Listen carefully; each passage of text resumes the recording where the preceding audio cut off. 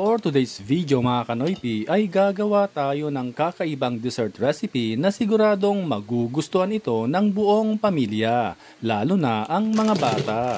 Gagamit tayo dito ng 4-pack na lychee jelly. Kung di kaya sa budget ang lychee jelly ay pwede rin naman kayong gumamit lang kayo ng gelatin powder na lychee flavor. Tanggalin natin ang laman ng lychee jelly at ilagay natin ito sa isang mixing bowl. At kung ikaw ay nanonood pa rin at this point, paki-comment naman mga kanoypi saang lugar kayo nanonood para alam namin kung saang lugar nakaabot ang video na ito. Ilagay na natin ang nata de coco. Isunod na nating ilagay ang cook sago. Lagyan din natin ito ng all-purpose cream na kahit na anong brand ay pwede. Di mawawala syempre ang kondensada na kahit na anong brand ay pwede.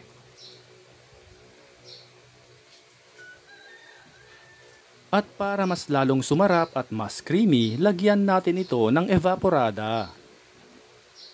Haluin natin ito ng maigi hanggang maging well combined. Shoutout nga pala sa lahat ng nanood sa ating recent video, especially sa mga nag-comment at nag-share sa ating video. Maraming salamat po sa inyong walang sawang pagsuporta. Tikman din natin kung okay na ang lasa, taste and adjust. Kung okay na ang lasa, takpan na natin at ilagay sa ref bago natin ito iserve. Ayan, at ready to serve na ang ating pangmalakasang lychee dessert recipe na siguradong magugustuhan ito ng buong pamilya, lalo na ang mga bata. Bukod sa napakasarap nito mga kanoypi, ito rin ay napaka-refreshing, kaya bagay na bagay ito sa napakainit na panahon.